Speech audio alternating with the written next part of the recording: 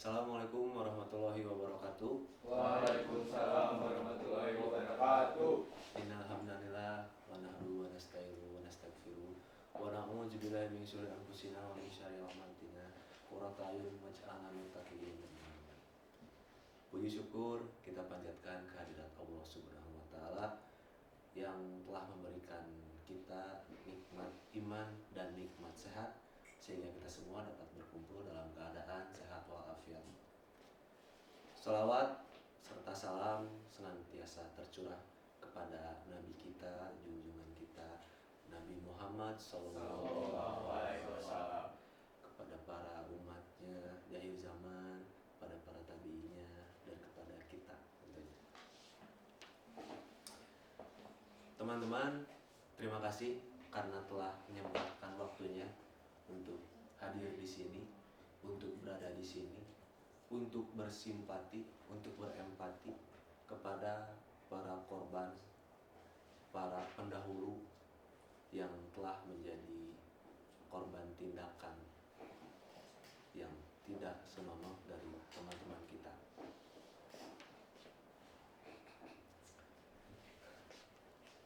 Kita tahu sendiri bahwasannya bullying ini sangat kerap terjadi di kalangan atau di dunia pendidikan, tak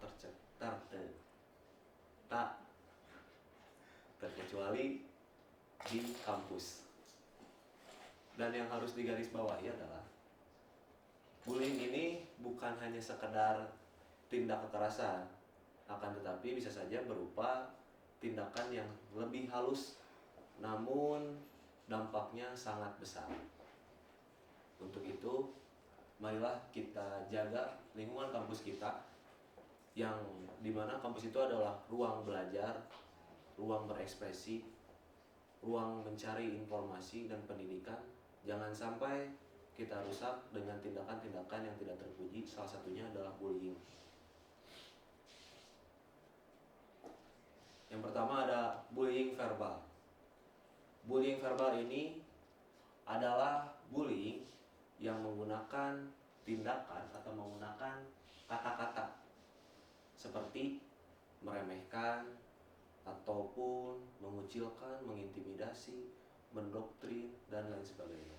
Kenapa bullying verbal ini bisa terjadi? Karena sangat banyak faktornya yang nanti akan saya jelaskan di slide-slide berikutnya.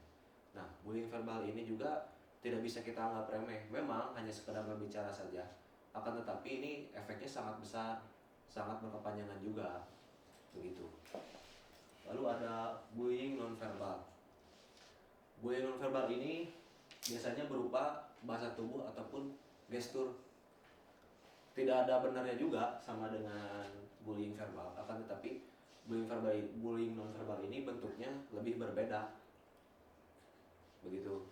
Bisa saja kan melalui bahasa tubuh, gestur, tindakan, ataupun misalkan secara sindiran halus yang menggunakan bahasa-bahasa tubuh seperti itu. Jadi teman-teman, saya memiliki data dari laporan Bandung Bergerak yang menunjukkan bahwa banyak perguruan tinggi di Bandung ini belum transparan membuka data insiden kekerasan dan bullying di lingkungan kampus, sehingga jumlah korban pasti itu sulit diukur. Nah, karena lebih banyak kasus-kasus kekerasan seksual dan intimidasi yang dialami mahasiswa, seperti aduan yang mencapai puluhan hingga ratusan kasus di kampus tertentu. Misalnya 135 aduan di UPI antara 2020 hingga 2022. Tetapi angka tersebut sekaligus mencerminkan bahwa sebagian besar kejadian tetap tidak dipublikasikan secara lengkap oleh pihak kampus, dan masih banyak kasus lainnya yang tidak tercatat karena enggan melapor atau ditangani secara internal. Hal ini menunjukkan bahwa universitas ataupun fakultas itu masih tutup mulut terhadap kasus-kasus yang terjadi, terutama kasus bullying. Dari sini kita bisa menyimpulkan juga bahwasannya tidak dianggap serius kasus-kasus seperti bullying, kekerasan seksual, pelecehan seksual, dan lain-lain. Itu tidak bisa dibiarkan, teman-teman. Jika bukan kita yang bergerak, mau siapa lagi? Tentunya kita semua sebagai mahasiswa aktif mahasiswa yang mempunyai pola pikir yang baik, mahasiswa kritis, kita harus bisa menentang hal tersebut. Jangan takut terhadap siapapun, tapi berpihaklah pada kebenaran. Berikutnya ada faktor menjadi korban bullying. Yang membuat mahasiswa menjadi korban bullying ini merupakan kondisi kerentanan individu dan lingkungan. Nah, untuk teman-teman yang melihat, mungkin teman-teman juga memiliki kerabat yang bersifat arogan, bersifat seenaknya. Hati-hati teman-teman. Jangan sampai teman-teman terpengaruh, apalagi jika teman-teman sudah merasa tidak aman. Maka teman-teman harus berani bertindak. Karena sekali lagi, jika bukan kita, siapa lagi yang akan bertindak? Apalagi jika teman-teman sudah merasakan dampaknya. Bisa saja karena melihat secara tahta teman-teman itu masih di bawah sang pelaku, teman-teman juga gak usah malu, gak usah sungkan. Lawan saja teman-teman. Jangan sampai semakin diam, semakin tertekan. Selanjutnya ada faktor menjadi pelaku bullying. Yang mendorong mahasiswa menjadi pelaku ini biasanya itu ingin menunjukkan kepuasan atau dominasi. Nah, di sini teman-teman hampir sama dengan yang tadi saya jelaskan. Sekali lagi teman-teman, jangan ingin teman-teman ini menjadi kacung, menjadi budak. Teman-teman juga jika teman-teman satu angkatan, ya teman-teman masuknya bareng, mengikuti rangkaian ospeknya bareng, mungkin nanti lulusnya juga akan bareng. Artinya teman-teman setara, teman-teman sama, ya. Teman-teman tidak usah sungkan-sungkan, tidak usah iri melihat mungkin dia lebih banyak temannya, lebih banyak kerabat-kerabatnya, lebih sering berbicara, lebih sering berinteraksi. Teman-teman tidak usah takut dengan hal itu. Jika bisa, teman-teman pun bisa ikut bergaul, bisa ikut berbaur dengan tersebut. Nah teman-teman, berhubung saya merupakan perwakilan dari LBH Kota Bandung, maka saya akan memberikan sedikit informasi kepada teman-teman. Jadi LBH ini adalah semacam lembaga bantuan hukum yang sudah tersebar di beberapa kota di Indonesia. Salah satunya adalah di Bandung.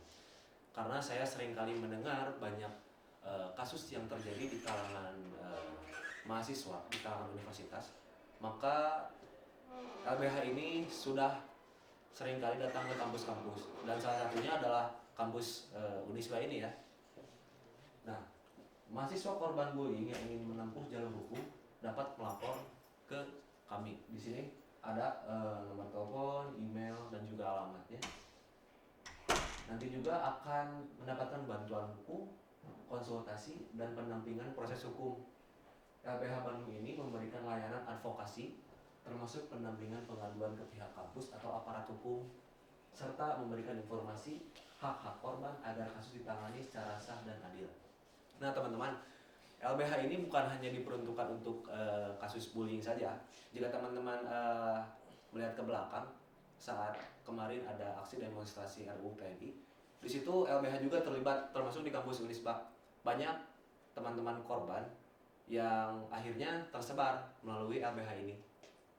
Jadi LBH ini membantu pihak kampus, pihak masyarakat untuk menyampaikan informasinya. Seperti itu. Jadi jangan khawatir jika teman-teman mungkin dirasa tidak percaya terhadap institusi polisi, bisa ke LBH karena ini bukan aparat, oke? Nah, tentunya karena kita di Unisba, saya dengar bahwasanya ada UPLT Unisba yang dinaungi oleh Fakultas Psikologi. Nah, mahasiswa yang menjadi korban bullying di Unisba ini dapat melapor ke unit pelayanan terpadu psikologi bimbingan UPLTB untuk mendapatkan pendampingan dan konseling psikologis. Di sini juga menyediakan layanan konseling, asesmen psikologis, serta strategi penanganan stres dan trauma akibat bullying, baik yang terjadi secara verbal, psikologis, maupun cyberbullying. Layanan ini bersifat rahasia dan bertujuan membantu mahasiswa mengelola dampak psikologis, sekaligus memberikan saran langkah-langkah yang aman untuk menyelesaikan masalah dengan pihak terkait di kampus. Nah, jadi saya juga di sini sudah menyantumkan ya nomor telepon, lokasi dan juga email.